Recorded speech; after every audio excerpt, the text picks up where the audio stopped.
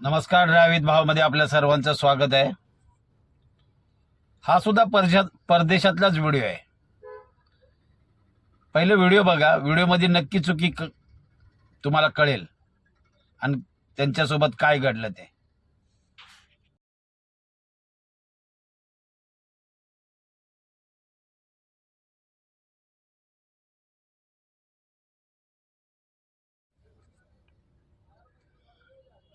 तर बघितलं, एक छोटीशी चुकी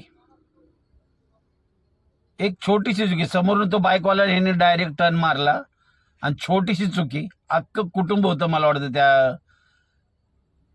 वाटतं नवरा बायको होते, मूल होतं, पूर्ण ते गटरामध्ये गेले.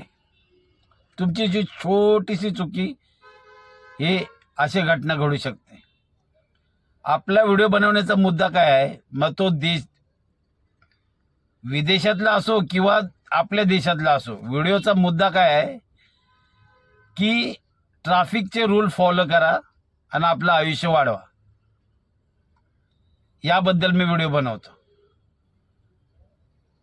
दुसरा आपला हे व्हिडिओ बनवण्याचा काही मुद्दा नाही. ज्यावेळेला तुम्ही 2 व्हीलर 4 व्हीलर चालवता ना, त्यावेळेला प्रत्येक वेळेला ज्यावेळेला तुम्ही थांबलेली गाडी असते, गाडी ज्यावेळेला स्टार्ट करताना, तर नक्की आपल्या आजूबाजूला बघायला हवं की आपण गाडी काढू शकतो का नाही. कारण छोटीशी चुकी ना, या अशी घटना होते. पूर्ण कुटुंब त्या गटरात गेलं.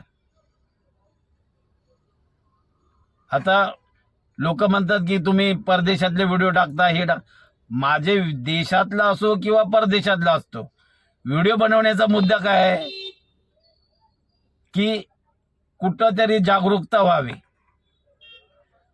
100तनं नाही बोलत, 1,00,000तनं एकाने जरी व्हिडिओ बघितला हा माझा आणि त्यांनी जरी फॉलो केलं तरी मी समजू शकतो की आपण काहीतरी मिळवलं. 100 लोकांमध्ये ना चांगले कमेंट येतात, त्यातले 10 वाईट असतात. समजा 10 जरी वाईट असलं ना, काय हरकत नाही, पण 100 लोक तर मला फॉलो करतात. 100 कमेंट येतात, त्याच्यामधले 10 वाईट बोलतात. काय हरकत आहे? मला 80 लोक म्हणजे 90 लोक तरी कमेंट करतात ना की चांगलं, तुमचे काका व्हिडिओ चांगले आहेत म्हणून. ठीक आहे, काय हरकत नाही. त्यांच्यासाठी हा व्हिडिओ जे लोक मला लाईक करतात, शेअर करतात माझे व्हिडिओ, त्यांच्यासाठी हा मी व्हिडिओ बनवतो. भले 100 मध्ये 1,00,000त एकाने जरी लाईक केलं ना, तरी त्यांच्यासाठी हा व्हिडिओ आहे आणि मी व्हिडिओ बनवत राहणार. नक्की हा व्हिडिओ कसा वाटला नक्की लाईक करा, शेअर करा. धन्यवाद.